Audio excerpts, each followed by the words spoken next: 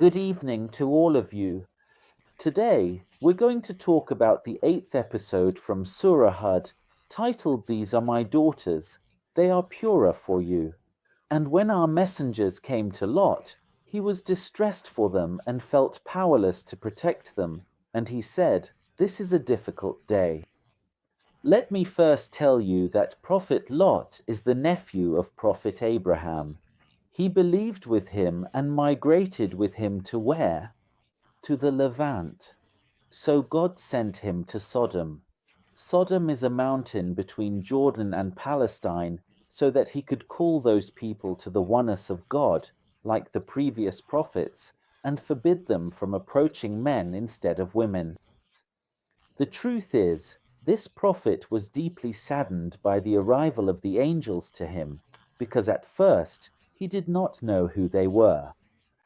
And secondly, because he knew that his people were wicked people.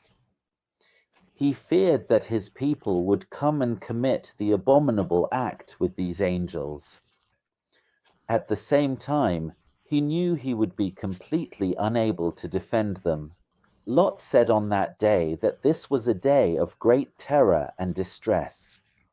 The source here is Al-Wazit fi Tafsir al-Quran by Sheikh Mohammed Syed Tantawi. The question here also is, did Lot actually see the angels with his own eyes? The second point, what was the language used or exchanged between Lot, as a human being, and the angels? The note here is his statement, and he said, so there are those who speak about Lot in the third person and the statement. The second note is that the statement here is from Lot, and the narration is from the Quran or from God. And his people came rushing towards him, and before this, they used to commit evil deeds. He said, O my people, these are my daughters, they are purer for you. So fear God and do not disgrace me regarding my guests. Is there not among you a man of reason? The meaning here is that when the people of Lot learned that the angels were with him, and these angels appeared in the form of handsome young men, they rushed to him to commit sodomy with the angels.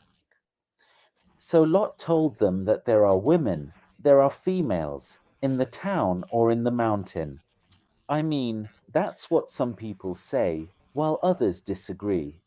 Some say he meant his own daughters, those from his own lineage, not the daughters of the tribe. So he told them, my daughters are available, whether he meant his own daughters or the daughters of the tribe. These are my daughters, Lot was telling his people, and they are suitable for marriage, so fulfill your desires with them. Meaning, it is purer for you, and do not disgrace me in front of my guests.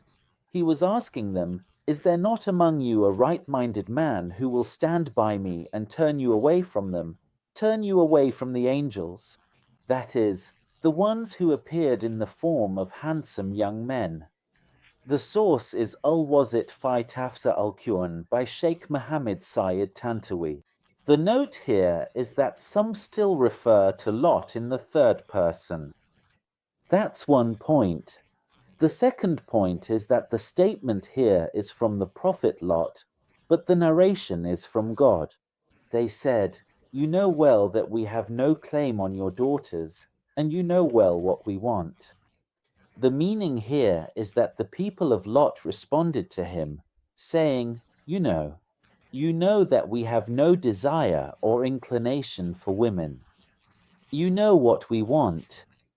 The source is the same, Al-Wazit fi Tafsir al-Quran al-Karim by Sheikh Mohammed Syed Tantawi.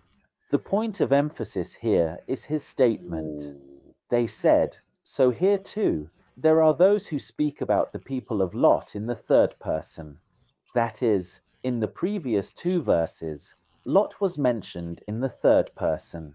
And now, the people of Lot are also being referred to in the third person with the phrase they said. The second point is that his saying they said means that the statement is from the people of Lot, but the narration is from God. He said, "If only I had strength to resist you, or could take refuge in a strong support."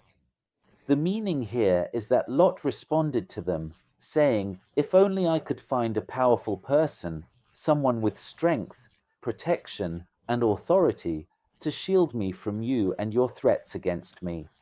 The source is the same, al-Wasit, in the interpretation of the Holy Quran by Sheikh Mohammed Syed Tantawi.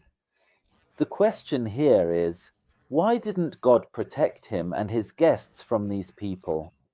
The point to note here, and sorry if I'm repeating myself, is his use of the word he said, meaning that someone is speaking about him in the third person. The second point is that the statement is attributed to Lot, while the narration is from God. They said, "O Lot, we are messengers of your Lord, they will not reach you. So set out with your family during a part of the night, and let none of you look back except your wife. Indeed, what will befall them will befall her. Their appointed time is the morning, is not the morning near?" The meaning here. This time, it was the angels who began to respond, because in the previous verses, the conversation was between Lot and his people. It was the angels who spoke this time. So what did they say? They directed their words to the prophet Lot. They told him, "God has sent us to you, O Lot, to inform you that we have come to destroy them." Destroy whom? His people. So rest assured, they will not be able to harm you or reach you. So leave this town at night with those who believe in you, and do not look back so that you do not perish. And leave your wife, meaning, your woman, leave her because she is a disbeliever and she will perish with them. And the time of their destruction, the exact moment they will be destroyed. It will be at the break of dawn, from the moment dawn appears until the sun rises. And then they tell him, they say, "Morning is near," meaning from the time we're speaking to you now. It's clear they were talking to him at night, like maybe it was 2 in the morning or something. So they tell him that the time of their destruction, God will destroy them, or we will destroy them, will be in the period between dawn and sunrise, during that time frame. So the source is the same. Al-Wasit in the interpretation of the Holy Quran by Sheikh Mohammed Syed Tantawi. The question here is, why do Lot and the believers with him flee the village at night if God is going to destroy the criminals in the morning? Well, surely, without a doubt, God will choose those people who practice sodomy or those who disbelieved in Lot's message, and he will destroy them and save the rest. I mean, they don't have to run away. They don't have to leave in the middle of the night. Surely, God is capable of distinguishing between those who believed and those who did not. The point to note here is that when it says they said, who does they refer to? First, it's the angels. You see, here they said, some interpret this as referring to the angels as well, using the third person pronoun. Notice, it says he said about Lot in the third person, and they said about the people of Lot in the third person. And it also refers to the angels in the third person. So, who is narrating about all of them in the third person? The second point is that the statement here is from the angels, but the narration is from God. So when our command came, we turned it upside down and rained upon it stones of baked clay, marked. The meaning here is that it is God who is speaking this time, saying, when we commanded the destruction of the people of Lot, we made the highest parts of their town the lowest, overturned it upon them, and rained down upon them hard stones, that is, the story of the marked baked clay. These were hard stones, coming down continuously without interruption, falling on them like rain until they were completely wiped out. The source is Al-Wazit fi Tafsir al-Quran by Sheikh Mohammed Syed Tantawi. The point to note here is, look, God is speaking in the first person. We commanded, that is, we, God. We made, we, God. We rained down, we, God. So, the statement here is from God himself, without a doubt, marked by your Lord, and it is not far from the wrongdoers. The meaning here is that these stones bear marks that only your Lord knows. They were prepared specifically for the destruction of the people of Lot, and they were not far from them. The source is Al-Wazit fi Tafsir al-Quran al-Karim by Sheikh Mohammed Syed Tantawi. The real question here is, does marked refer to the stones, meaning with your Lord? Who is the speaker here? Keep in mind that the speaker in the previous verse, just before this one, was God. Is it God who is describing the stones here, saying with your Lord?